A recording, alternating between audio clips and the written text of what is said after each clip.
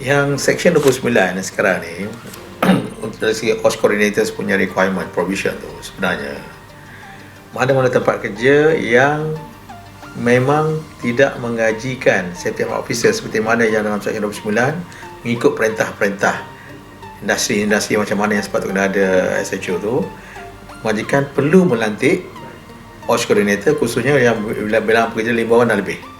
Okey. Jadi sebenarnya sejarah OSH coordinator ni, sejarah dia, we started master plan for SME since 2009 lagi. So masa kita buat master plan untuk SME tu, kita ada beberapa program sebelum ni. Kita ada fast track registration, kita nak bantu PKS mendaftarkan kilang dia dengan cara yang mudah, kan? Mana kita tak perlu katakan dia punya plan layout A3 size, tidak, cukuplah memadai even A4 size, tapi maklumat yang sepatutnya ada dalam tu, dan kita still acceptable, kita bantu dia dan kita guide dia. Dan in fact kita distribute JKJ 105, one of the mechanism, ada borang yang perlu dihantar for the purpose of registration. To the extent kita bantu kita punya SMI. Kemudian kita ada juga penyanyi support ni, penyanyi support ni kita buat door to door program ni. Door to door program ni maknanya kita sebenarnya memberi guidance, memberi panduan kepada tempat kerja. Masa ketika tu kita lebih fokus pada kilang lah, kilang-kilang yang small and medium industry ni, kita jadikan dia kilang angkat ataupun kilang angkat, mana kita akan assign our officers bagaimana nak meningkatkan tahap KKP dia. Peringkat awal bila kita buat door to door program ni, kita pergi dekat kilang dia masa dia buat operasi. So you bayangkan kalau dia tengah buat operasi, mana majikan willing to accept you ambil pekerja dia, nak beri penerangan, nak buat briefing. They have no time. They consider that as a macam gangguan. So that approach tak jadi, tak berkesan.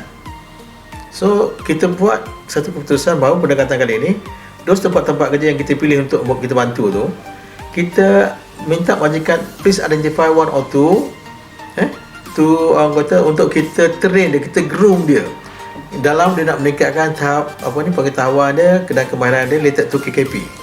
Kita nak train dia.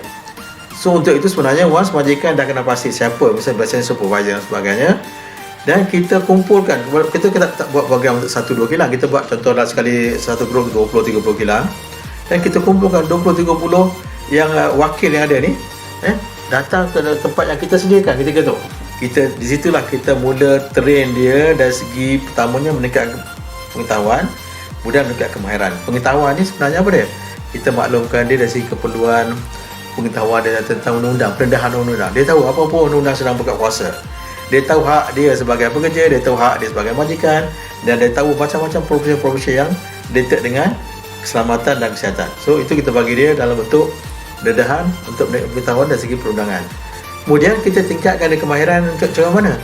Untuk kita nak membantu majikan dalam nak menguruskan tempat kerja dia ataupun nak pencegahan kepada tempat kerja dia, mau tak mau kita kena ajar dia bagaimana nak buat hazard identification, pengenal pastian hazard, kemudian risk assessment. Lepas dia dah identify hazard, dia kena nilai setinggi mana risiko sebenarnya ada hazard tadi tu.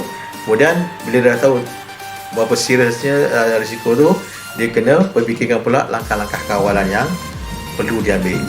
So that kemahiran tu kena ada, pengetahuan tu. This hierarchy ni is very fundamental, is very important, necessary untuk semua tempat kerja sebelum diorang boleh mengenal pasti langkah-langkah kawalan yang sesuai. Dan kita ada satu sesi juga pada sebab bila kita bangunkan modul program door to door program ni since 2009 lagi, maknanya kita dah bangun modul-modul yang berkaitan dengan perundangan, modul berkaitan dengan hierarchy, kemudian modul yang lebih spesifik kepada contohnya lah keselamatan kimia, keselamatan yang tentang isu kesihatan pekerjaan dan sebagainya. So kita bangunkan modul tu dan kita train yang so-called tadi kita tak panggil OSH coordinator ketika tu, kita panggil person in charge, PIC, which is been identified and appointed by the majikan tadi untuk bersama-sama dalam program ni. So kita kena ada orang yang dicadangkan tadi tu, kita train dia macam tadi lah, kita tingkatkan pengetahuan dia, tingkatkan kemahiran dia, dengan pengetahuan dari segi perundangan, kemahiran dari segi high rank dan sebagainya, dan dengan spesifik knowledge perundangan. So kita buat program tu. Lepas kita completekan modul ketiga itu, dan kita of course lah, setiap sekali kita buat banker sebagainya akan ada assessment, akan ada assignment, itu perlu. Lepas tu dia akan baliklah ke tempat kerja dia. Bila balik ke tempat kerja dia tu, di sinilah maknanya kita setiap tempat kerja tu akan ada kita panggil pula pegawai kita will take charge. Kilang A ni kata mungkin Cik Ali, kilang B ni mungkin Cik Abu dan sebagainya. So kilang selepas kita train dia, Cik Ali, Cik Abu akan pastikan apa yang dia belajar tadi tu dia praktikkan dekat tempat kerja dia. So itulah sebenarnya kita panggil pada awal tu sebenarnya person in charge. Mana-mana tempat kerja memanglah tanggungjawab berkenaan nak pastikan tempat kerja selamat, sihat dan sebagainya tu memang sepenuhnya ditanggung ataupun tanggungjawab majikan. Tapi majikan di IKS ni semua dia nak buat. Majikan di IKS ni sangat banyak constraint. Yang pertama dari segi peruntukan, keduanya dari segi knowledge, dari segi resources yang berbagai-bagai tadi lah yang bermasalah. That's why bila masa dia nak fikir benda-benda gitu, memang tak terfikir pun, tak sempat nak fikir pun. That's why kita bantu dia. Please identify dalam ramai-ramai pekerja you ni, siapa yang you rasa boleh bantu you, yang rasanya boleh memahami lah dari segi teknikalnya, dari segi perundangannya, untuk kita groom dia, untuk kita enhance dia punya knowledge dan skill tadi tu dalam konteks nak membantu majikan menyediakan apa-apa langkah kawalan khususnya dalam usaha nak mencegah kemalangan tempat kerja. Itu sebenarnya kita panggil PIC. Lepas tu bila kita review kita punya master plan for SME tu, dan saya tengok pendekatan yang seterusnya dalam kajian tu lebih mirip pada apa yang pernah kita buat, tapi dia fine tuning. Dia fine tuning the approach. Dia tak panggil PIC, dia panggil OSH coordinator. Itulah cerita dia.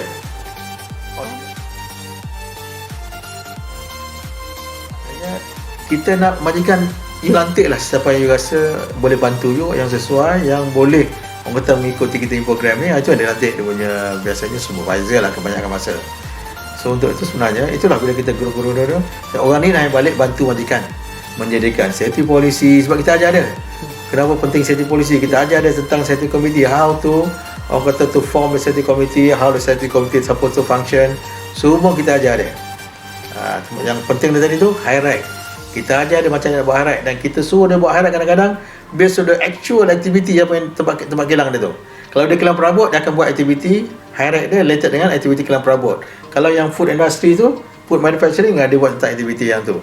Maknanya dia the real exposure and the real pendedahan kita bagi. Lepas dia balik tu, dia akan bantu majikan dia start buat lah, dan kita itu kita pantau. Kalau tanpa pemantauan tak ada juga. Then our officer has to do the follow up regularly. Di sana kita masih lagi train dia. Kalau high rank dia tak berapa complete, kita pun betulkan lagi. Kalau dia documentation dari segi safety policy yang semua tak betul, kita akan kita bantu dia. Kalau dia punya SOP tak berapa nak complete, kita masih bantu lagi dia. So at the end, kita tengok dengan pendekatan yang ini memang ada perubahan yang signifikan. Because those yang terlibat dalam program door to door ketiga tu, bila kita buat baseline audit tu, biasanya DE. So selepas kita implement this program, alhamdulillah, maknanya sebahagian besarnya paling kurang pun C, dan ada quite a number juga yang at least B. That's why dalam perundangan, this OSH coordinator ni adalah someone yang kita panggil trained person. They have to attend kursus yang telah ditetapkan oleh ketua pengarah. Itulah sejarah. Mengapa? Isu safety bukan sahaja kat kilang. Isu safety berada di semua aktiviti pekerjaan. That's why dalam pindaan AKKP yang kita baru dapat endorsement yang telah pun berjaya lulus oleh Dewan Rakyat dan Negara tu, kita tengok dalam the application tu, cuma dia tak cover armed forces working on board, which is governed by the shipping ordinance, dan juga yang domestic workers tu, mat semua tu. The rest punya selain pada tu, apa saja aktiviti kerja yang dibuat covered under OSHA. Kemudian macam tadi lah yang saya cakap tadi, untuk setiap tempat kerja memang tanggungjawab sepenuhnya adalah manager, pengurus kilang, owner kilang kan. Tapi these are the people tak boleh nak buat. So they have to be support dengan orang macam tadi lah.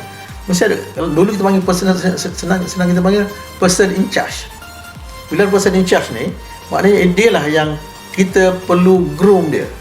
Compared to OSH coordinator. OSH coordinator sesuai lah, kalau kita kata setakat orang kata aktiviti-aktiviti yang apa ni, selain daripada yang berisiko tinggi seperti jalan perintah tu, memadailah OSH coordinator tadi yang perlu untuk majikan, yang boleh membantu majikan untuk menguruskan hal-hal KKP di tempat kerja. Itu sebenarnya.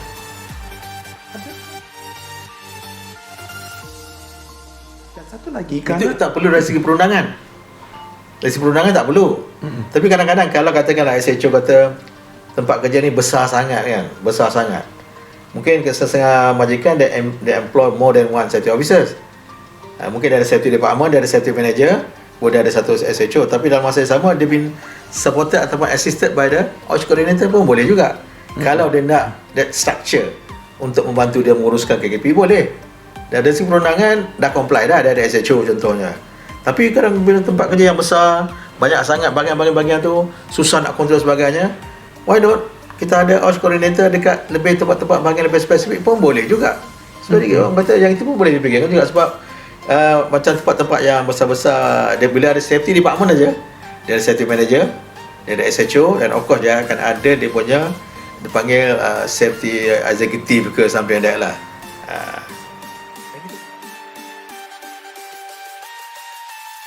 Dia dalam perundangan kita, tempat kerja, mana-mana tempat kerja. Kalau dia ada banyak branch, adakah setiap Every branch? tempat kerja tu kena ada lah. Setiap tempat kerja? Yes. Bukan ikut syarikat Tak. Dia kata dalam perundangan tu tempat kerja kan. Dalam perundangan dia tempat kerja. Tempat kerja. Even macam contohlah syarikat macam katakan Sunway. Dia ada 10 tapak banner. Orang buat semua projek more than 20 million. Every single projek tu dia kena ada SHO. Dah. Okey, katakan you punya kilang ni, kilang you 3 tingkat lah. This is within the fencing area. Kata syarikat ni syarikat ABC. You buat tayar dan sebagainya, you ada 3 floor. Floor ni buat ni, floor tu, tapi at the end you punya produk mungkin you ada 2-3 produk, tapi under the company of ABC. You still perlu ada, contoh kalau kepulauan kata perlu ada safety officer, kena safety officer. Seorang safety officer lah within the fencing area. Bila mana industri ni katakan industri yang termasuk dalam perintah. Walaupun every floor tu katakan ada 100 orang, 200 orang, itu tak perlu. Maknanya tempat kerja ni di fencing area ni. Kebanyakan kilang kita semua berfencing kan. Bertingkat-tingkat tak kisah. Asalkan kalau tingkat A, ground floor syarikat ABC, tingkat ni, tingkat ground floor, satu tingkat lagi di CDE buat benda lain, management lain, itu lain. Ni tempat kerja A, ni tempat kerja B. Itu beza dia. Ni tempat kerja. Okey. Dan kalau sebab bila kita first introduce kita punya modul for OSH coordinator, mula-mula kita cover kilang. Bila kita cover kilang, the first 1 or 2 modul tu common, semua orang kena tahu, undang-undang, kemudian high pencegahan. So when come to modul yang ketiga tu, kadang-kadang itulah satu modul yang biasanya kita tailor-made dengan aktiviti dia.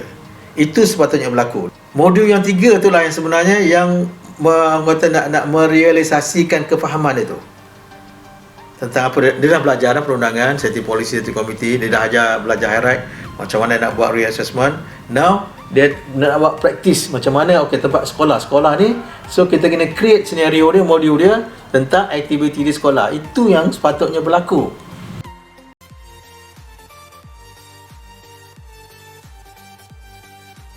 Cuma saya tak menjadi satu offense yang pastinya bila dia tak buat risk assessment untuk sebarang aktiviti yang dilaksanakan tu, biasanya kita akan lebih anggota praktikal lah. Contohnya, kita pun tak mahu sebenarnya tunggu berlaku kemalangan baru nak ambil tindakan. Biasa bila kita buat enforcement, katakanlah kita tengok ada aktiviti yang sangat berbahaya. Penggunaan jentera ke, penggunaan chemical ke. Bila digunakan chemical, bila digunakan jentera, kita tanya ada prosedur mana? Tak ada prosedur dan sebagainya. Maknanya dia tak buat risk assessment. Dalam konteks itu sebenarnya di sinilah yang kita rasa we have to take it serious. Aktiviti you sangat berbahaya. you tak buat reassessment, dan of course langkah kawalan you pun mungkin kadang-kadang langkah kawalan dia just simple, dia bagi glove, dia bagi mask ataupun dia bagi respirator, which is not, kadang-kadang tak sesuai. Itu pada dia mungkin dah mencukupi, sebab bila kita tengok ni tak betul, ni takkan pakai bagi glove yang salah spesifikasi, pakai respirator yang tak sepatutnya untuk chemical yang ni. So sebab dia tak buat risk assessment, dan kita tengok sangat penting dia buat risk assessment. So kita tak payah tunggu kemalangan, tak payah tunggu orang collapse, kita dah boleh ambil tindakan pendakwaan. Boleh? Pendakwaan? Boleh? Any offence memang subject to Hanya tak ada buat reassessment pendakwaan? Yes, boleh. Itu yang baik sebelum accident. Wah, Bila kita pergi, orang dah pengsan, orang dah putus tangan, kita tengok dia memang tak ada prosedur. Itu satu lagi, risk assessment tak buat. Tapi tak gunalah kita buat pendakwaan selepas orang putus tangan.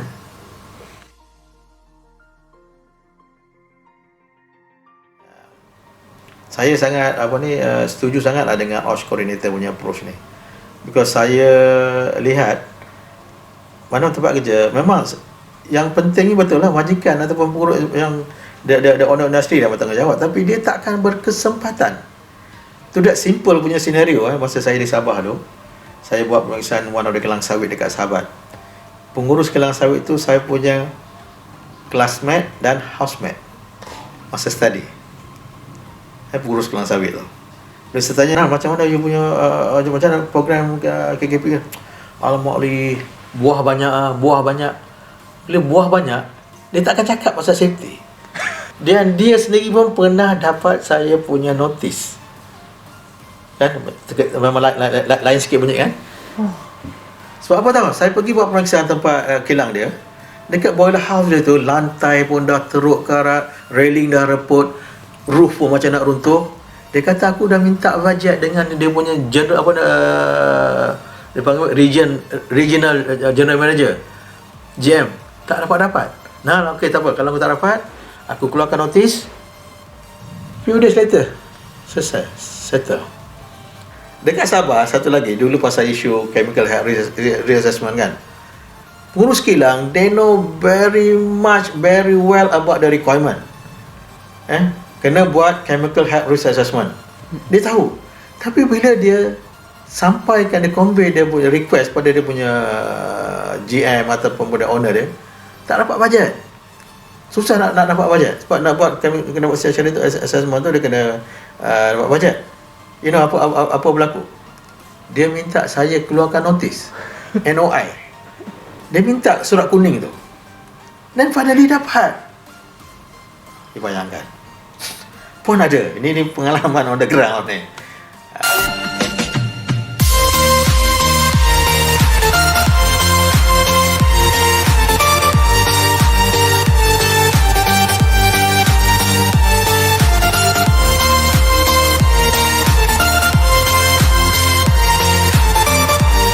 Please subscribe to our YouTube channel and don't forget to press on the bell icon. Thank you.